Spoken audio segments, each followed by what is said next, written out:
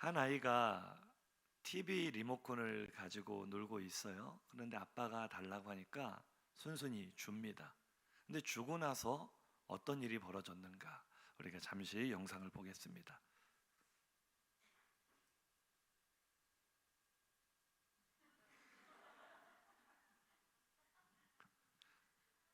주기가 무섭게 서럽게 울던 아이는 리모컨을 받자마자 아무 일도 없었다는 듯이 다시 밝게 웃죠. 나에게 있어서 소중한 것이 있다가 없으면 참 허전하고 서러운 거죠. 또 다른 장면 한번 보실까요? 부부가 다정하게 사진을 찍고 있어요. 사진을 찍고 있는데, 자 보십시오. 사진을 다 찍고 나서, 자 있다가 없으면 허전합니다. 인사하시죠. 있다가 없으면 허전합니다. 그런데 리모컨이나 머리카락까지는 용서할 수 있어요. 있다가 없어도 뭐 이해할 수 있고 넘어갈 수 있습니다. 하지만 때로는 절대로 없어서는 안 되는 것, 꼭 있어야만 하는 중심이고 핵심이고 가장 중요한 것들이 있습니다. 이것이 없다는 것은 상상할 수도 없고, 만약에 정말로 없다면 용납할 수 없어서 황당함을 넘어 분노까지 일으키는 것들, 그것이 무엇일까? 저는 이거라고 생각합니다. 제가 붕어빵을 참 좋아하는데요, 붕어빵을 딱 집어들고 한 입 베어 물었는데 어떻습니까? 속이 비어 있어요. 이거는 범죄입니다. 있을 수 없는 일이죠. 이건 청와대 국민신문고에 올려야 될 중대한 상황입니다. 붕어빵에 팥이 없다, 슈크림이 없다, 있을 수 있는 일일까요? 없는 일일까요? 없는 일이죠. 이러한 경우를 우리는 안고 없는 찐빵과 같다라고 합니다. 찐빵을 먹을 때 우리가 무슨 맛을 기대하고 먹습니까? 베어 물었을 때 속에 달콤한 안고가 있을 것이다. 그 맛을 기대하며 먹는 거 아니겠어요? 그런데 먹었는데 핵심이 빠져 있다, 안고가 빠져 있다. 아무런 존재의 의미가 없다는 뜻이죠. 비슷한 말로는 김 빠진 콜라, 코 없는 코끼리, 등짝 없는 거북이, 수염 빠진 고양이 등이 있습니다. 오늘 본문은 막달라 마리아가 겪었던 안고 없는 찐빵과 같은 황당한 사건을 기록하고 있습니다. 예수님의 참혹한 십자가 죽음을 직접 목격한 사람 중에 한 사람이 막달라 마리아죠. 그날 밤에 아마 잠도 오지 않았을 거예요. 마리아의 심정으로는 밤새도록 예수님의 무덤에 머물면서 그 시신이라도 부둥켜 안고 울어야 직성이 풀릴 텐데, 하필이면 예수님이 이 숨지신 그날 저녁부터 안식일이 시작이 된 거죠. 유대인은 아무 일도 할 수 없었습니다. 그래서 집으로 돌아가 안식일을 지키고 날이 밝기만을 기다렸을 거예요.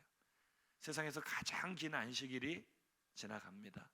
빨리 안식일이 끝나기만을 기다렸던 이 막달라 마리아, 안식일이 지나기가 무섭게 아직 동이 트기도 전에, 아직 새벽이 어두울 때 무덤을 향해 출발을 합니다. 주님의 시신을 붙잡고 통곡이라도 해야 되겠어요. 그 시신에 향품이라도 발라드려야 되겠어요. 그렇게 하지 않으면 주님을 잃어버린 이 슬픔을 견딜 수가 없습니다. 그런데 예수님의 무덤에 가까이 이르렀을 때 막달라 마리아는 자신의 눈을 의심했습니다. 믿을 수 없는 광경이 펼쳐져 있는 거예요.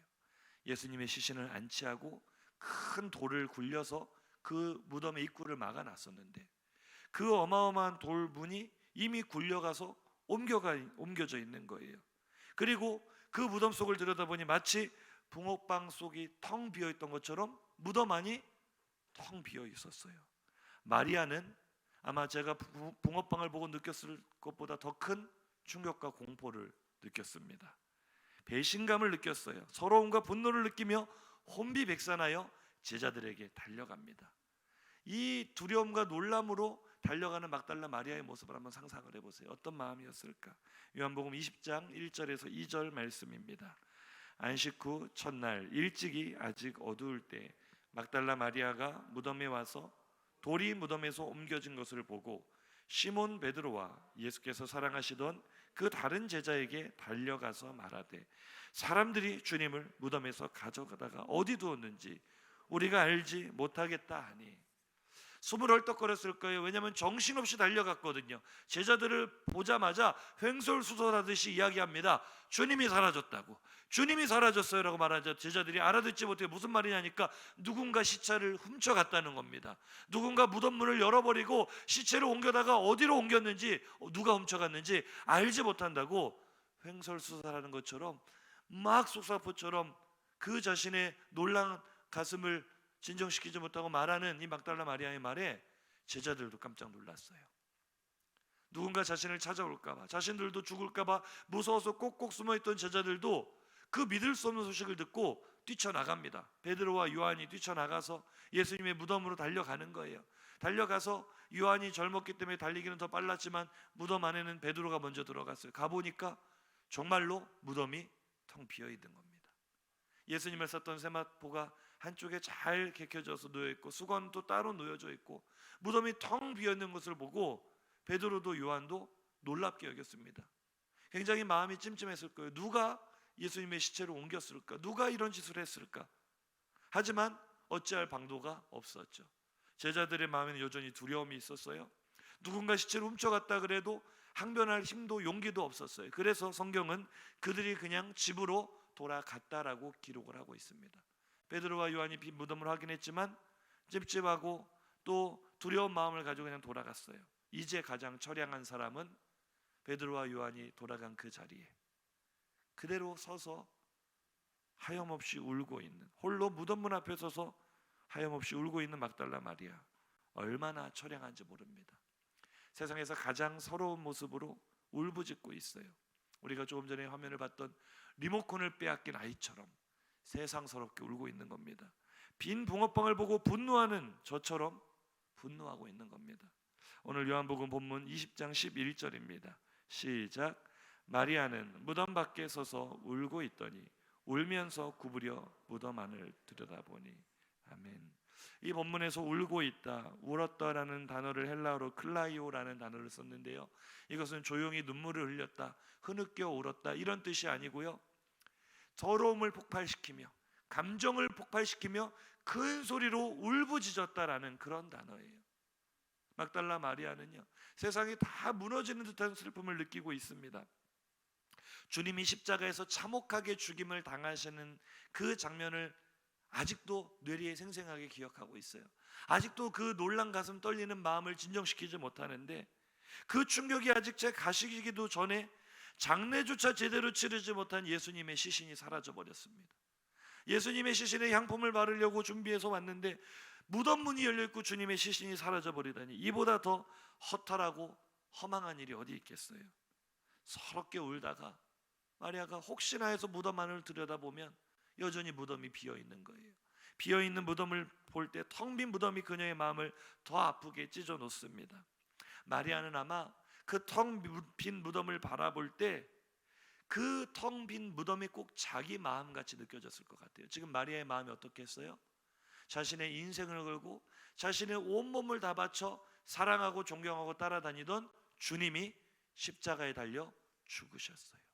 그 상실한 마음을 무엇으로 표현할 수 있겠어요? 그런데 이제 마지막 소망이 내가 사랑하는 주님의 시신에 향품이라도 발라드려야지. 그리고 와서 했더니 시체도 사라져 버렸어요. 이보다 더 텅 빈 마음이 어디 있습니까?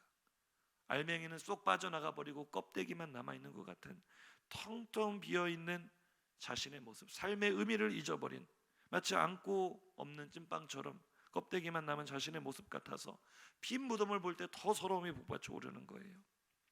그녀의 인생에 있어서 주님은 어떤 분이었습니까? 세상 무엇과도 바꿀 수 없는 분이었죠. 다른 사람에게도 주님이 귀한 분이었겠지만 이 막달라 마리아에게는 더욱 각별한 분이었어요. 왜요? 이 막달라 마리아가 본래 어떤 여인입니까? 성경은 본래 그녀가 7 귀신 들렸던 여자였다라고 기록하고 있습니다. 그냥 귀신에 들려도 사람들이 가까이 하기 싫어하는데 7 귀신, 완전히 귀신에 사로잡혀서 정상적인 삶을 살 수 없던 여인이었어요. 모든 사람이 다 그녀를 손가락질하고 피하고 부정한 여인으로 여깁니다. 사람들 머릿속에 끼워주지 않습니다. 그런 막달라 마리아를 예수님이 찾아가셨고 치료해 주셨습니다. 아무도 돌아보지 않는 그 비천한 여인, 버려진 여인을 찾아가신 주님은 그녀를 치료해 주셨을 뿐만 아니라 세상에서 한 번도 느껴보지 못한 따뜻한 사랑으로 그녀의 마음을 녹여주셨어요. 막달라 마리아는 이분이 바로 나의 구주, 나의 생명을 바칠 나의 주인이라고 생각했고 자신의 인생을 다 걸었습니다. 그런데 그 주님이 가장 참혹한 모습으로 십자가에 죽으셨어요.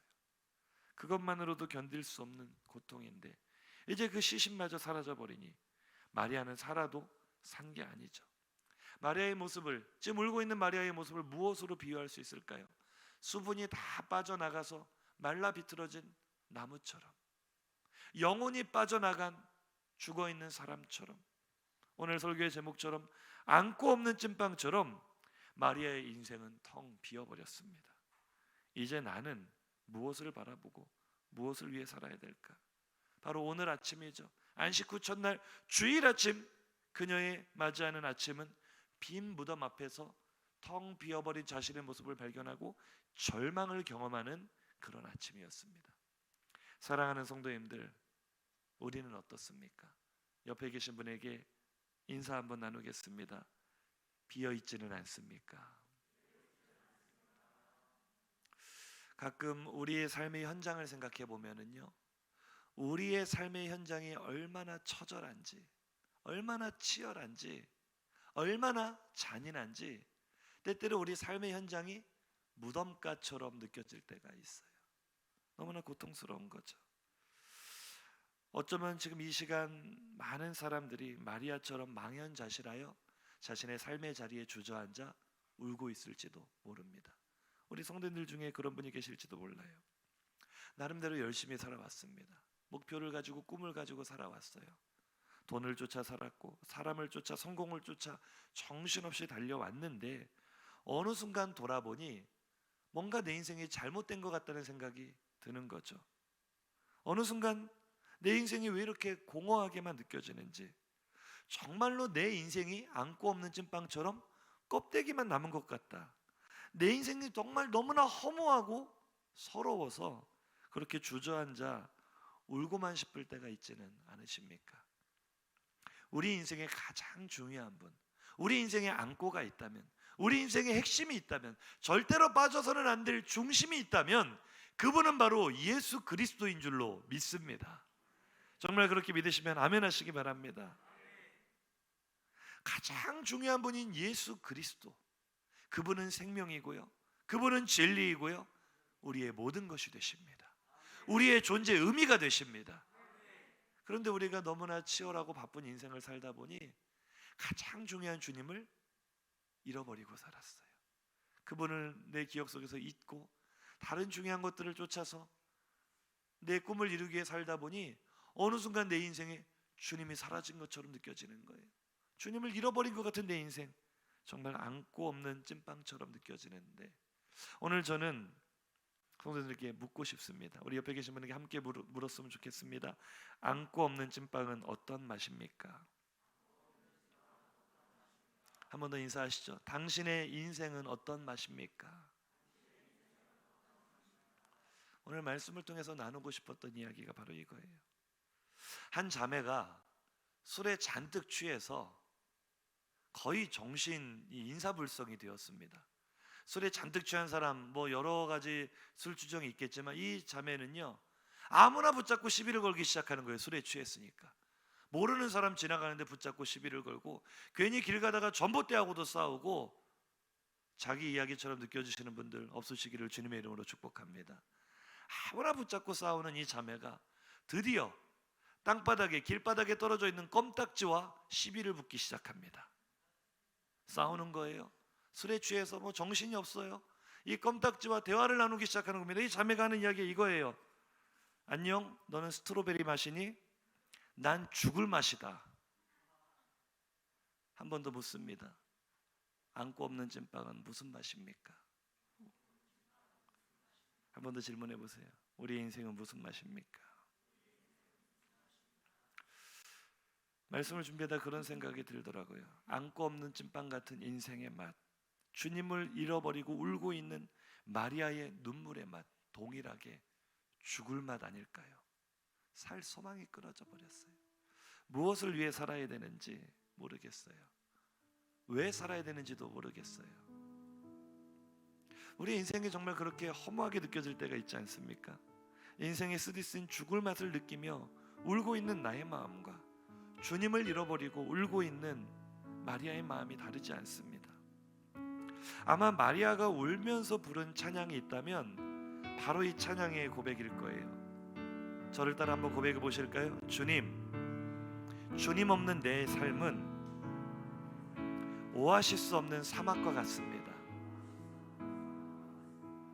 그리고 이거는 가사에 나오는 내용은 아닌데 제가 붙여본 거예요. 한 번 더 따라 하시죠. 주님 없는 내 삶은 안고 없는 찐빵과 같습니다. 우리 찬양의 가사에 은혜 받으시면서 같이 묵상하시면서 이 찬양 같이 불러봤으면 좋겠습니다. 오늘 무덤 앞에서 간절히 주님을 사모하는 마리아의 심령으로 함께 부르겠습니다. 내 영이 주를 구하고 내 마음이 주를 향하네. 주님 만나기 원하네. 내 마음 열어놓고 주의 임재 기다리며 오직 주만 경배하네. 우리 처음부터 다시 한번 내 영이 주를 바라. 내 영이 주를 정말로 주님을 구하십니까?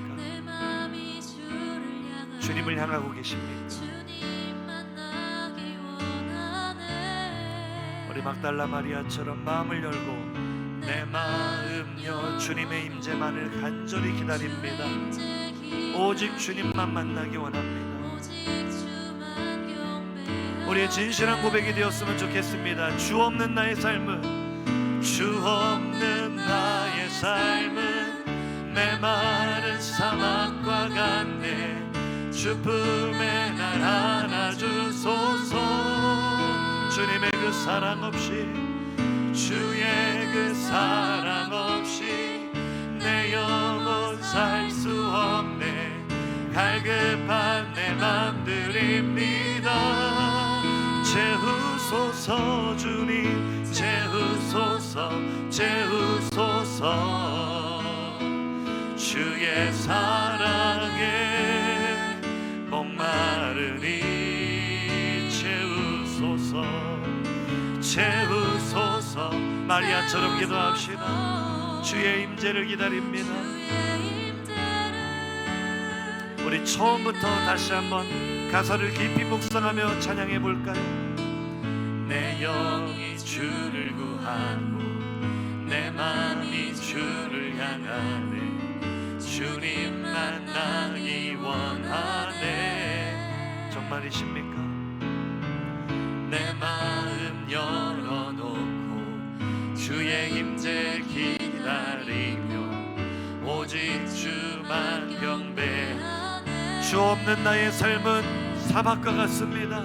주 없는 나의 삶은 메마른 사막과 같네. 주 품에 날 안아주소서. 주의 그 사랑 없이는 주님 내 삶에 의미가 없습니다. 내 삶이 안고 없는 찐빵처럼 텅 비어버렸습니다. 주 품에 날 안아주옵소서. 채우소서 주님, 채우소서, 채우소서. 주의 사랑에 목마르니 채우소서, 채우소서, 채우소서. 우리의 인생은 정말 공허하게 느껴진다면 우리 이 시간 마음을 다하여서 우리 이렇게 한번 고백해 볼까요? 주 없는 나의 삶은 안고 없는 찐빵 같습니다. 주 없는 나의 삶은 안고 없는 찐빵과 같네. 주 품에 날 안아주소서. 주님의 그 사랑 없이는, 주의 그 사랑 없이 내 영혼 정말로 살 수 없습니다. 삶의 의미를 잃었습니다. 주님 나를 채워주소서. 채우소서 주님, 채우소서, 채우소서. 주의 사랑에 채우소서 채우소서 주의 임재를 기다리니. 할렐루야. 한번 저를 따라 고백해 보실까요? 채워주세요 주님. 저는 오늘 부활주의를 맞이한 우리 모든 성도님들의 기도가 이 고백이 되기를 간절히 축복합니다. 우리 인생이 주님을 잃어버리면, 우리 인생에 주님이 안 계시면 우리 인생에 남는 것이 아무것도 없어요. 오아시스 없는 메마른 사막처럼, 안고 없는 찐빵처럼 우리가 살기는 살아도 이게 살아도 산 게 아니죠. 껍데기만 남아있는 인생, 우리가 그런 껍데기만 남은 인생이 되지 않도록 주님으로 채워지는 삶 되시기를 주님의 이름으로 축복합니다. 아멘이십니까? 그런데 제가 오늘 말씀을 묵상하고 이 찬양을 묵상하는데 문득 이런 생각이 들었어요. 분명히 막달라 마리아가 주님의 무덤 앞에서 텅 빈 자신의 마음을 쏟아놓으며 찬양을 했다면 이 노래였을 것 같아요. 주님 없는 내 삶은 안고 없는 찐빵 같습니다. 텅 비어버렸습니다. 나를 채워주세요. 이 찬양을 분명히 막달라 마리아가 불렀을 것이다. 저는 이렇게 생각이 되는데요, 적어도 오늘 막달라 마리아에게만큼은 이 채우소서의 의미가 이런 의미였을 것 같아요. 빨리 주님의 시체 좀 찾아주세요. 주님의 비어있는 무덤을 바라볼 때 내 마음이 너무나 아파요. 주님, 내가 간절히 바라는 건 하나밖에 없습니다. 주님의 시체를 다시 찾아 이 빈 무덤을 채우는 것입니다. 막달라 마리아의 소망은 이 이상의 소망이 있을 수가 없었어요. 지금 그녀의 간절한 소망은 딱 그것이었습니다. 오늘 본문에 드러나고 있죠. 13절입니다. 함께 읽습니다. 천사들이 이르되 여자여 어찌하여 우느냐, 이르되 사람들이 내 주님을 옮겨다가 어디 두었는지 내가 알지 못함이니이다. 아멘. 무슨 이야기입니까? 왜 울고 있냐고 천사들이 마리아에게 물었을 때 마리아는 나에게 묻는 사람이 누구인지 그거 궁금하지도 않아요. 그게 중요한 게 아니라 지금 자신의 있는 감정 그대로 한마디로 이겁니다. 내 사랑하는 주님의 시체가 없어졌어요. 누가 훔쳐갔는지 모르겠어요. 어디로 가져갔는지, 왜 그랬는지 모르겠어요. 주님의 시체가 사라진 빈 무덤을 보니 꼭 내 인생 같아서 너무나 마음이 괴로워요. 내 인생이 이렇게 텅 비어버렸습니다. 내 인생은 안고 없는 찐빵이 되었습니다. 너무나 공허해졌습니다. 너무나 공허하고 슬퍼진 나의 삶, 너무나 비참해지고 텅 비어버린 나의 인생을 무엇으로 다시 채울 수 있을까? 마리아가 울면서 생각해낸 결론은 이것입니다. 어서 빨리 주님의 시체를 찾아 이 빈 무덤을 다시 채워야겠다. 그러면 공허해진 내 삶도 다시 채워질 것만 같은 거죠. 그래서 마리아가 울면서 부르는 채우소서는 주님의 시체를 구하는 부르짖음이었어요. 그래서 부활하신 주님이 정작 내 등 뒤에서 나를 부르시는데도 알아보지 못하는 거예요. 왜요? 나의 채우소서는 주님의 시체를 빨리 찾기를 원하는 갈망에 머물러 있기 때문에 오직 시체만 찾아 헤맬 뿐이었습니다. 오늘 본문 15절입니다. 시작. 예수께서 이르시되 여자여 어찌하여 울며 누구를 찾느냐 하시니 마리아는 그가 동산지기인 줄 알고 이르되 주여 당신이 옮겼거든 어디 두었는지 내게 이르소서 그리하면 내가 가져가리이다. 아멘. 마리아의 대화의 관심사가 보이죠. 오직 시체, 주님의 시체, 내 주님의 시체만 찾으면 내 삶 채워질 것 같아서 주님이 모르시는데도 내 주님의 시체가 어디 있는지를 알지 못합니다. 당신이 옮겼으면 좀 내게 알려주세요. 내가 혼자 힘으로 다시 끌어와서 이 빈 무덤을 채워야만 되겠습니다. 시체로 채워야 되겠습니다. 오늘날 많은 사람들이 조금 전에 말씀을 나눈 것처럼 안고 없는 것처럼 텅 비어버린 가슴을 안고 살아갑니다. 공허한 마음을 부여잡고 서러움에 북받쳐 오르는 그 눈물을 흘리며 살아갑니다. 그래서 오늘 영상에서도 보셨죠? 이 도입 영상에서 우리의 비어있음에 대한 낯설음을 느끼는 사람들은요, 무엇인가로 다시 그 비어있음을 채우기 위해 열심히 달려갑니다. 돈으로 채우려고 하고요, 명예로 채우려고 하고, 권력으로 채우려고 합니다. 어떤 사람들은 쾌락으로 그 빈자리를 채우려고 하고, 취미생활로 채우려고 하고, 친구로 채우려 하는 사람들도 있습니다. 그런데요, 그런 것들로는 결코 우리의 텅 빈 마음을 채울 수가 없습니다. 왜냐하면 그런 것들은 아무리 채우고 채워도 채워지지 않는 단지 시체와 같은 것들이기 때문입니다. 시체가 정말 우리의 빈 마음을 채워줄 수 있을까요? 설령 마리아가 오늘 예수님의 시신을 다시 찾았다고 합시다. 동산직이라 진짜 동산직이어서 내가 옮겨놨다. 어딥니까? 알려주세요 해서 예수님의 시체를 부둥켜 안고 감격적인 상봉을 했다 칩시다. 그 시신을 다시 무덤에다 옮겨놨어요. 빈 무덤을 채웠어요. 자, 질문입니다. 마리아의 텅 빈 마음이 채워질 수 있을까요? 마리아의 슬픈 마음이 위로를 받을 수 있을까요? 우리가 지금 찾아 헤매는 것들이 그런 거예요. 내 인생이 텅 비어 있는데 안고 없는 찐빵 같은데 무엇으로 채워야 될까? 나름대로 우리가 막 찾아 헤매는 것이 마치 오늘 마리아가 주님의 시체를 찾아 헤매는 모습과 같다는 거예요. 열심히 채우지만 채워지지 않아요. 마리아는 시체만 찾으면 채워질 거라고 너무나 슬프기 때문에 그 순간은 그렇게 생각했지만, 만약에 정말 주님의 시체를 찾아 그 자리에 갖다 놓았더라면 그 시체 볼 때마다 마음이 더 아플 거예요. 그 시체 바라볼 때마다 마음이 더 텅 비어버릴 거예요. 한번 인쇄하시죠. 시체로는 아무것도 채워지지 않습니다. 한 번 더 인사하실까요? 당신의 텅 빈 마음을 채울 수 있는 것은 오직, 힘을 주셔야 돼요. 오직 살아계신 주님뿐입니다. 믿으시면 아멘 하시기 바랍니다. 중요한 본체가 빠져나갔으면 본체가 다시 들어와야 회복이 되는 줄로 믿습니다. 우리가 언제 회복을 경험합니까? 창세기 6장에서 내가 이제 다시는 나의 영이, 하나님께서 말씀하시죠. 나의 영이 사람과 함께하지 아니하리니 이는 그들이 육체가 됨이라.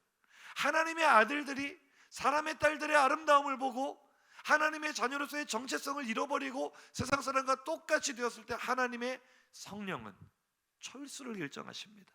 알맹이가 빠져나와 버린 거죠. 그래서 사람은 그 뒤로부터 계속되는 폭력과 이 비극의 역사를 살아가게 됩니다.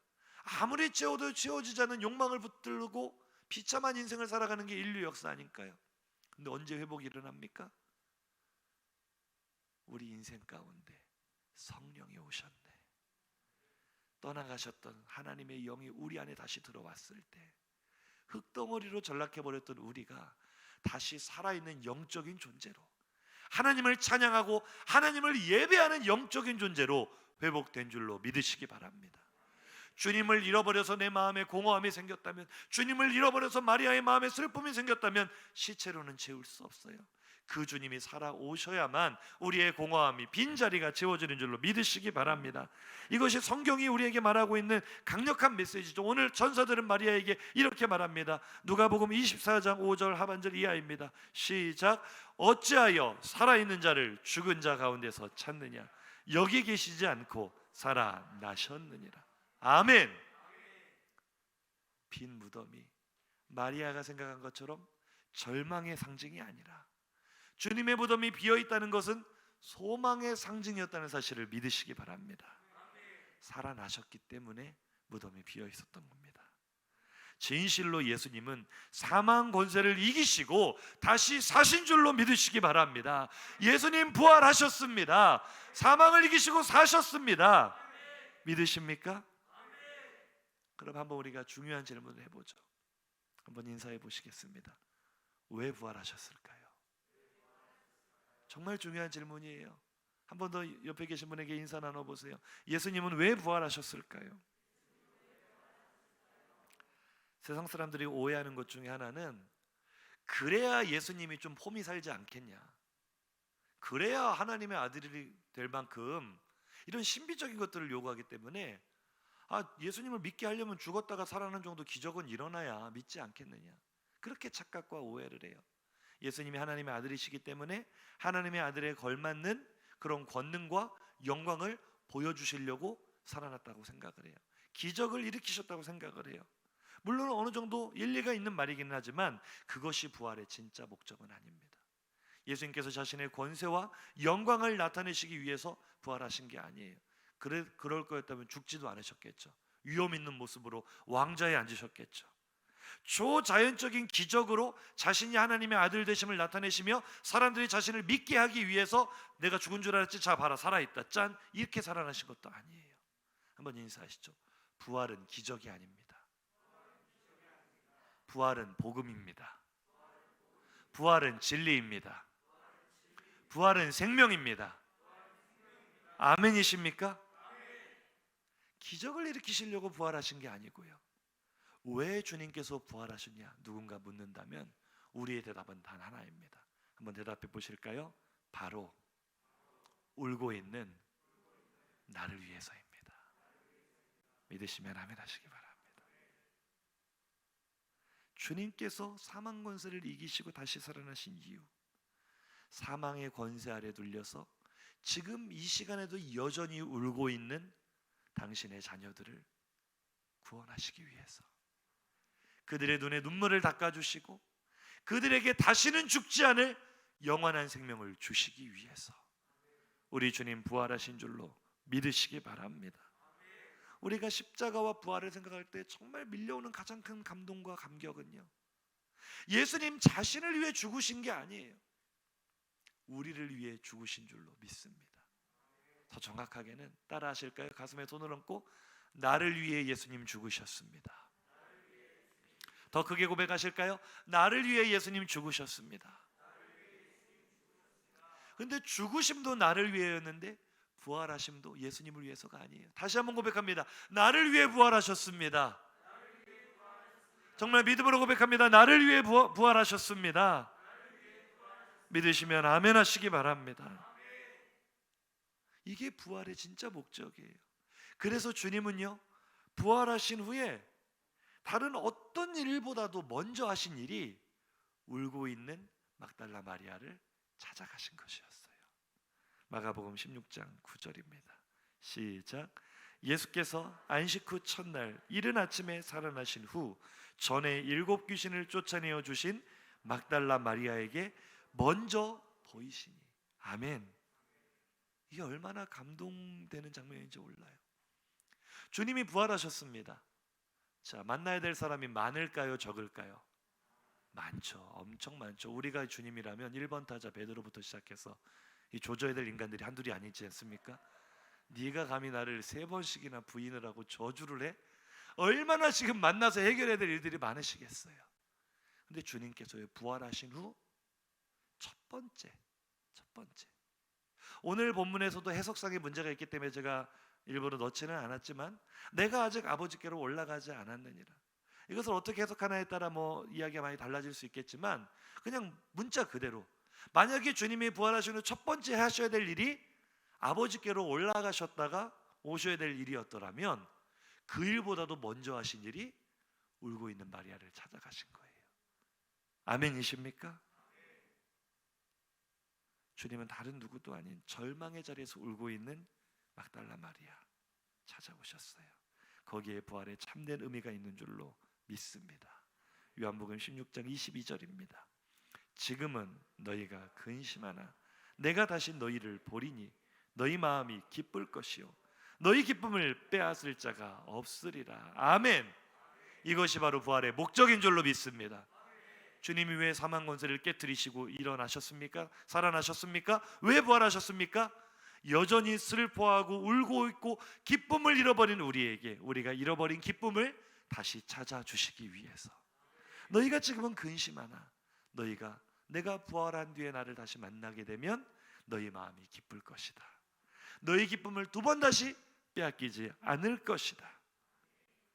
울고 있는 자의 눈물을 닦아주시고 슬퍼하는 자를 위로하시며 두려워 떨고 있는 자들에게 평강을 주시기 위하여 우리 주님 부활하신 줄로 믿습니다. 정말이에요. 제자들이 두려워 떨고 있을 때 주님께서 그들을 찾아가셔서 주신 말씀도 똑같은 말씀입니다. 요한복음 20장 19절입니다. 이날 곧 안식 후 첫날 저녁 때 제자들이 유대인들을 두려워하여 모인 곳에 문들을 닫았더니 예수께서 오사 가운데 서서 이르시되 너희에게 평강이 있을지어다. 아멘.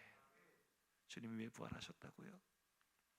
우리에게 여전히 너무나 두려움이 많잖아요.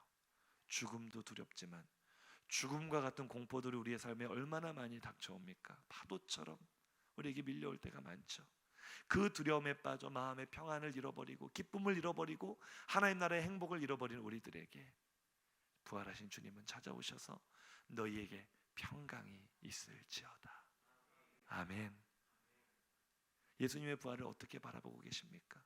2000년 전 이스라엘 땅에서 일어난 한 기적적인 사건이다, 그렇게 생각하십니까? 아닙니다. 예수님의 부활은 오늘 나의 삶의 현장에 일어나는 실제 사건입니다. 오늘도 부활하신 주님은 절망의 자리에서 막달라 마리아처럼 울고 있는 나에게 찾아오십니다.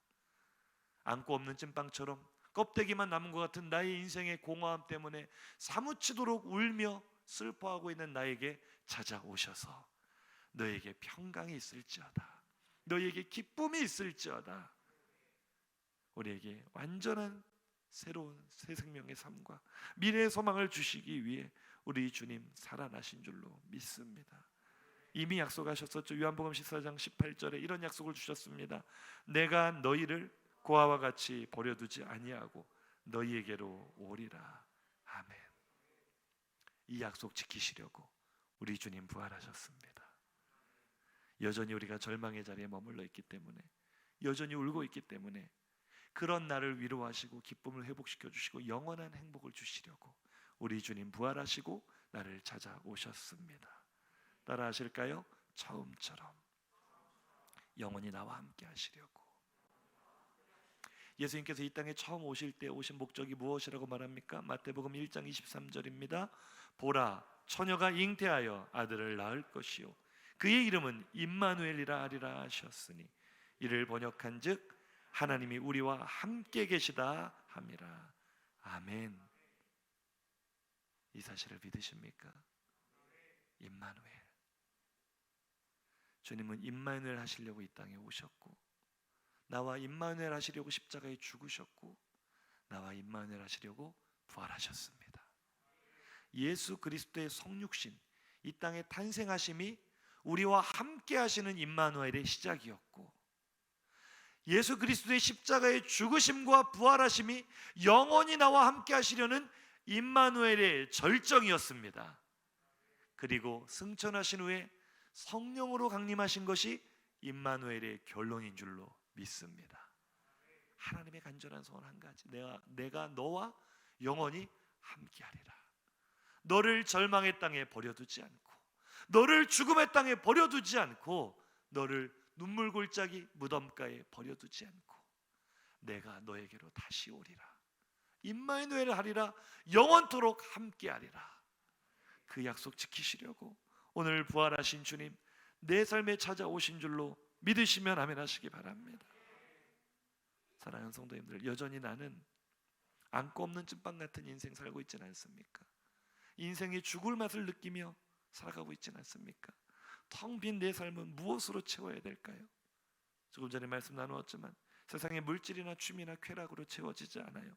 그리고요, 여전히 시체만 찾는 죽어있는 신앙, 습관적인 종교 행위로도 채워지지 않습니다. 그저 연례 행사로 부활주일을 맞이하며 예수님 살아나셨대 계란 받아서 먹고, 그게 습관적인 종교 행위 아닙니까? 시체만 찾는 그런 신앙 아닙니까? 그것으로 채울 수 없어요. 오늘 부활하신 주님을 만난 사람만이 안고 없는 찐빵처럼 텅 비어있는 우리의 심령이 가득 채워지는 은혜를 경험하게 될 줄로 믿으시기 바랍니다. 오직 부활하신 예수의 생명만이 우리의 공허함을 채우고 만족시키며 아름답게 변화시키십니다. 요한복음 20장 18절 보고 마칩니다. 시작.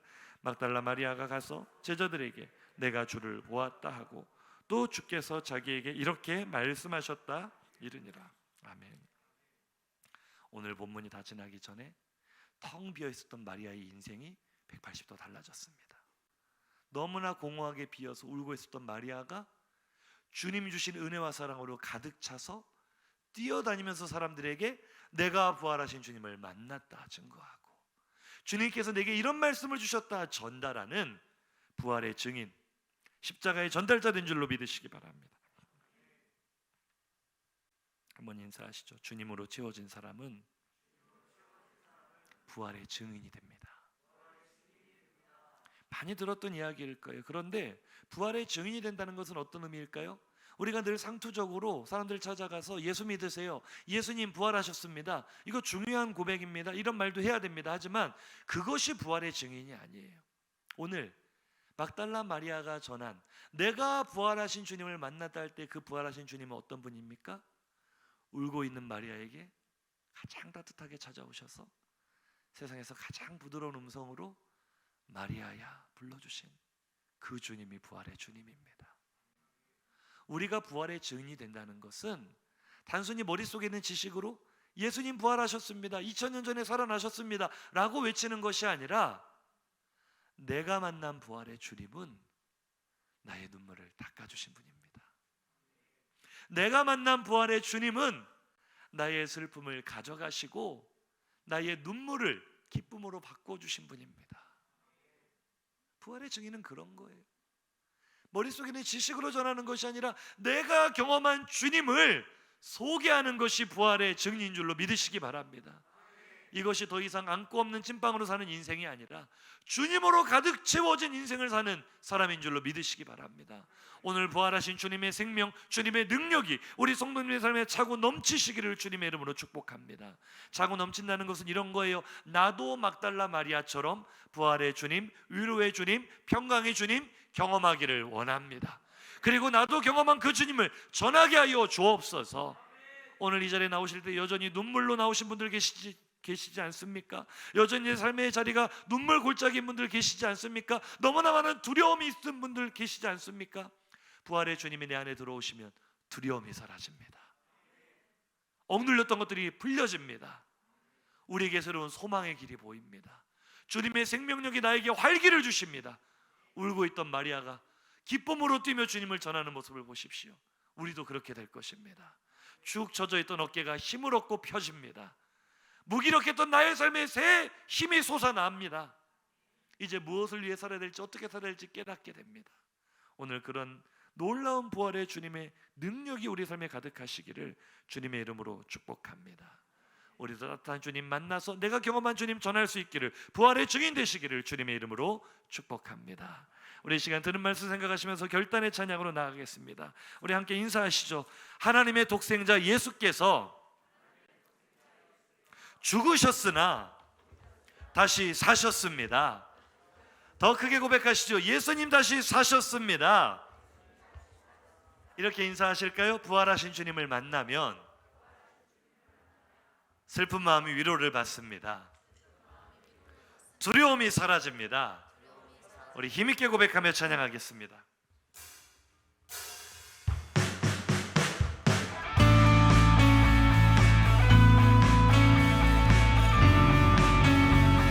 우리 기쁨으로 박수치며 고백합니다. 우리 살아계신 주님, 부활하신 주님의 영광을 높여드리며 함께 고백하기 원합니다. 하나님의 독생자, 하나님의 독생자 예수, 날 위하여, 너무나 중요한 고백입니다. 날 위하여 오신 주님, 날 위하여 죽으셨고 날 위하여 사셨습니다. 내 모든 죄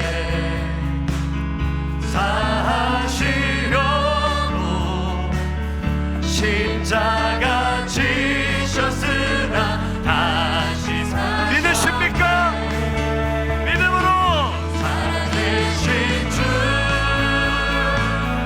나의 참된 소망, 두려움이 사라지네. 아멘, 아멘. 사랑의 주의 갈 길인 것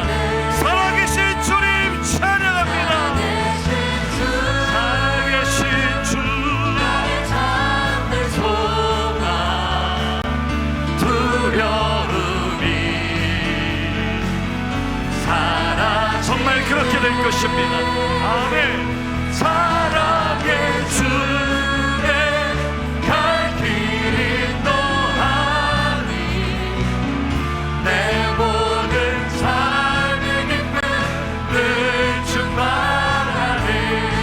할렐루야. 주님은 살아계십니다. 우리 주님 부활하셨습니다. 그 주님을 만나면 우리의 모든 슬픔과 걱정, 근심, 염려가 사라지게 될 줄로 믿습니다. 선한 싸움 다 마친 후에 우리 주님 배우리라. 사망 권세 다 물리치고 주님이 이기셨으니 나도 이길 것입니다. 주님이 다스리니 할렐루야. 우리의 모든 걱정 근심을 주님의 십자가 앞에 내려놓으며 살아계신 주 나의 삶의 소망 선포합시다. 두려움이 아멘 아멘 사라지네.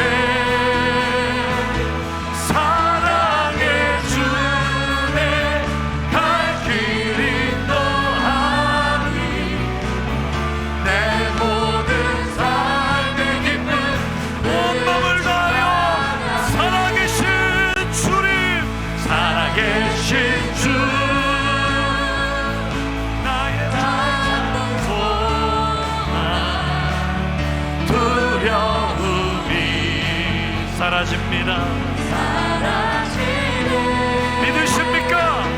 사랑의 주내 갈 길 인도하니 내 모든 삶의 기쁨 늘 충만하네. 할렐루야. 하나님께 영광의 박수 올려드리겠습니다. 할렐루야. 아멘. 우리 이 시간 결단하며 기도하기를 원합니다. 오늘 주신 말씀을 마음에 새기면서 여전히 나는 안고 없는 찐빵처럼 껍데기만 남은 인생, 텅 비어버린 인생, 그 서러움을 부둥켜 안고 시체만 찾아 헤매는 인생은 아니었습니까? 안고 없는 찐빵의 맛, 인생의 쓰디쓴 죽을 맛을 느끼면서 차마 죽지 못해 살아가는 그런 인생은 아니었습니까? 오늘 부활하신 주님이 나를 찾아오십니다. 울고 있는 나를 찾아오십니다. 절망의 자리에 널브러져 있는 나를 찾아오셔서 내 손을 잡아 일으켜 주시며 너희에게 평강이 있을지어다 말씀하십니다. 부활하신 주님의 생명이 내 안에 들어오면 우리의 모든 두려움이 사라집니다. 우리의 모든 걱정, 근심, 우리를 억누르고 있었던 모든 문제가 해결됩니다. 우리 더 이상 눌려있지 않고 선포하며 기도했으면 좋겠습니다.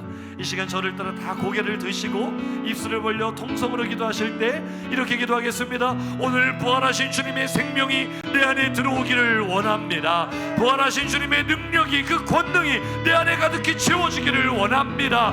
부활하신 주님 나에게도 찾아오셔서 울고 있는 나의 눈물을 닦아주시고 나의 절망의 자리, 나의 슬픔의 자리에서 일으켜 주시옵소서. 나에게도 부활의 새 생명을 주시고 내가 경험한 부활의 주님 증거하는 부활의 증인 되게 하여 주시옵소서. 우리 주여 한번 부르짖고 기도합니다.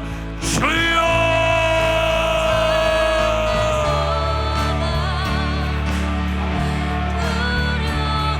오늘 절망 가운데 울고 있는 막달라 마리아를 가장 먼저 찾아오신 부활의 주님, 나도 만나기를 소망합니다. 주여 내 삶의